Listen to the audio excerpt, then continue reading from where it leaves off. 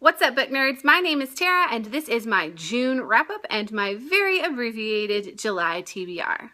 Now, as is very typical, this seems to be a pretty good pattern for me at this point. I finished 6 books in June, so I guess that regardless of if it's the end of semester craziness or the summer slump, that I'm just always going to read 6 books a month. So I'm just going to have to say that that's about average for me at this point in my life. So I don't actually have any of the physical copies of the books I read because I got almost all of them from the library. So I either had to return them or they are digital books, but I will put the little covers up here so you can see what they looked like before I had to part with the things that I read this month and give them back.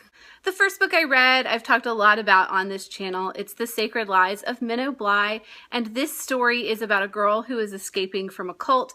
I very much enjoyed the story. I like cults and sinister things, and this book had all of that, and I thought it was also very well written. I gave it 5 stars, and I definitely highly recommend it. You should check out my full review of that. I'll pop that up there if you're interested in hearing more about this book. I think I've heard several people talking about it on BookTube at this point, so hopefully a lot more people read it because I very much enjoyed it. The second book I read is not one that I can really talk too much about at this point, but it's called This Is Where It Ends. It's by Marieke Nijkamp, and this book actually comes out in January. So talk about an arc that I was reading way ahead of the game. I can't wait actually till this comes out because I'll be very interested to see everyone else's reactions to it. It's very rare that I read something so far ahead of time that I don't hear anybody else's thoughts before I read it. It's the story of a school shooting, and it's told from the point of view of, I think, 4 different narrators. So similar to the We All Looked Up book that I read earlier this year, I did feel like it got bogged down in having too many narrators at points. I guess for something like a school shooting, that's important because you want to see how it affects different people at differing levels of closeness to the actual event. But at the same time, it's only like a 250-page book, and with 4 narrators, I was spending a lot of my time thinking, like, now which girl is she, and is she the brother or the ex-girlfriend? And I couldn't, there was a lot that I had to do to keep flipping back and remembering who these people were, especially at the beginning. Overall, though, this book was a very interesting one because it not only had lesbian protagonists, but lots of people of color in the story as well. It wasn't a story that was strictly focused on those aspects, though some of those things did end up being important, but it was really about the tense feelings that happened just in this very short amount of time of the school shooting. So the whole story takes place in the approximately hour length of time that this all goes down, but also has a lot of flashbacks and information that kind of explain how all of these lives intertwined both in the past and in the present. I gave the book 4 out of 5 stars because, like I said, some of it gets bogged down in having too many narrators, and the book comes out in January, so you can look forward to seeing a little bit more buzz about that in 6 months in the future. Next, I read Devoted by Jennifer Matthew, which I talk about in my favorite books that I've read in 2015 so far because I did give it 5 out of 5 stars.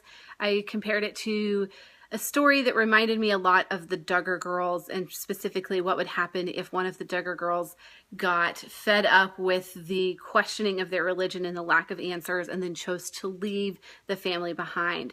And ultimately, when you leave your family behind in those types of fundamentalist religions, you often are not just leaving the religion, but you are really leaving your entire family because they are not allowed to associate with you anymore. So it's a story of a girl of faith. She does believe in God and how she navigates the world outside of her family and her religion as she sets herself free. And that was very interesting to me, very well written. I enjoyed the emotional explorations and the spiritual explorations that this book took, and I gave it 5 out of 5 stars. Next up, I got into my true crime kick with listening to Serial and watching The Jinx and all the other things that I've been into this month, and decided to read In Cold Blood by Truman Capote. And this is a book that is cited as being the beginning of the true crime movement or the true crime genre, but also, Truman Capote was trying to write a nonfiction novel, so it took all of the basics of the case, all of the transcripts, all of the information, and then made it into a story with like a beginning, middle, and end. And so while I appreciate what Capote did and I see how he shaped a genre and the story was very interesting, I also found, and this is a very personal opinion because I'm sure people really love this book, I thought it, not so much that it got bogged down in the details, which, he's trying to insert all of this information from the case in to show that he has done his research and he wants all of that there. I thought he got a little long-winded at points, like, look how much information I can put in, look how much I know.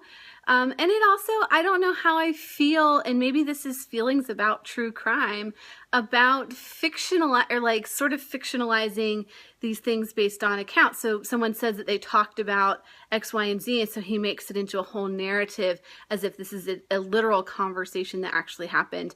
And I know this is a major critique of that, and that has probably been dealt with. But it kind of made me feel weird because it's like it is nonfiction, but there are parts that I felt like he was taking a lot of license to say that those things were reality. And that people might not understand that that's exactly what he did. So I gave the book 2 out of 5 stars, and I know that sounds a little bit harsh, but also keep in mind that as of last month, I'm really trying to take on a harsher star rating system to make it more clear, like, what the difference is between a 3 and a 4 stars. And ultimately, I did not find a lot of reading enjoyment out of this book. I can appreciate it, but it's not something that I will ever revisit in the future. Next, I read another nonfiction book. It was called The Monopolists, and the subtitle is Obsession, Fury, and the Scandal Behind the World's Favorite Board Game. This is by Mary Pylon. I picked this one up because I heard a podcast about the history of the Monopoly board game, and they recommended this book. I listened to it as an audiobook, and I enjoyed it. It was a 3 out of 5 stars. Again, something that was nice to listen to in the car, but I'm not really going to be purchasing a copy for my shelf or anything. But it was interesting because I do enjoy Monopoly. I get a little cutthroat at Monopoly. So to hear the fact that the game was actually created by one person and it became sort of a game that was really in the public domain, and then Parker Brothers came in and claimed that they had invented it, and this history of trying to claim like who actually invented the game was quite interesting. And I did not realize that there was such a past to this board game. And finally, I have not yet finished this book, but I am 50 pages from the end, so I know I will finish it this evening, and I'm filming on June 30th, so it will be within the month of June. I will finish Me, Earl, and the Dying Girl by Jesse Andrews. No shame in saying I'm reading this. It's been out for a long time. I guess it was kind of on my radar, but I'm reading it because the movie is out and I want to see the movie. And I was very surprised by this book, and I haven't read the ending, so I don't exactly know how things go down at the end, but it's a very enjoyable read. It has things that might strike some readers as a little bit offensive. So I have heard people say that like this book is not for everyone, but I think it very much feels like a 16-year-old boy writing a book, which I think is why it has such mass appeal. So it has, people have kind of compared it to John Green, which I think is why it's getting some hype and why it has a film because of The Fault in Our Stars' success. But it definitely has a different feel to it. It's not this sort of existential love story that The Fault in Our Stars is. It is more about just being a teenager and about being invisible and humor and film. And I felt that the sort of offensive, but kind of acknowledges that it's offensive, but doesn't know how to not be offensive, was not the author speaking as much as it was this character who did read very much like an actual 16-year-old boy to me. So I can't say what my verdict was on this just yet because I haven't finished it. But so far it's looking like it's going to be in the 4-star range for me, depending on like how it all ends, I guess. But yeah, I enjoyed it and I do recommend it, especially if you are a fan of John Green's novels. As for the grand and wonderful month of July, which I will be spending most of July on the road traveling, spoiler alert, I'm coming to New York City and I have a video posting tomorrow about that. I hope to get some reading done. I have a library book right now called The Troop by Nick Cutter. It's a horror story about boys who are camping on an island, a Boy Scout troop, and then there's like a virus that's kind of enters the picture, and then they all like, you know, like a zombie virus kind of story. And so that I'm maybe 100 pages in, and I have to return it before I go on my trip. So hopefully I will finish that this week.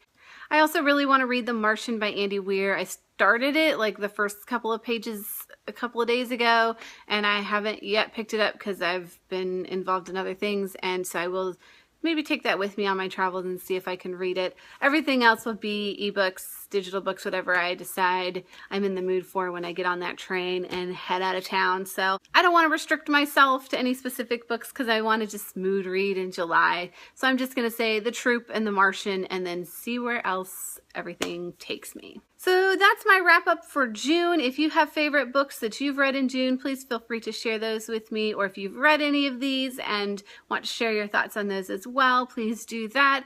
And as always, book nerds, thank you for watching. I'll see you next time.